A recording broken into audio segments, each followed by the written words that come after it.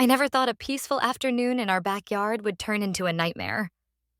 My grandfather, a kind and gentle man who had spent decades tending to his garden and teaching me life lessons, was suddenly lying on the ground clutching his chest as HOA Karen stood nearby with a gun in her hand, claiming it was just an accident. I froze in shock and disbelief as neighbors started gathering and whispers of panic filled the air. I couldn't understand how someone so seemingly normal could do something so horrific and yet try to dismiss it as if it were nothing. The sight of my grandfather struggling to breathe tore at my heart, and I ran to his side, screaming for help, calling 911 and praying he would survive. Every second felt like an eternity, and I couldn't stop thinking about how fragile life really is. I looked at Karen, and the coldness in her eyes made my stomach turn.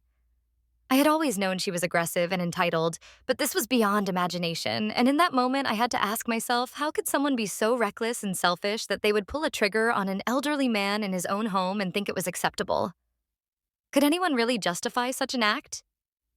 She stammered and mumbled about a misunderstanding and an accidental discharge, but I could see the panic and fear in her own eyes. It wasn't remorse, it was fear of being caught.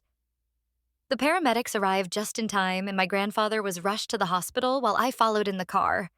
My mind raced with questions about justice, morality, and how someone could destroy a family's sense of safety in just a few moments. I stayed by his side as doctors stabilized him, and every time he opened his eyes, I felt a wave of relief.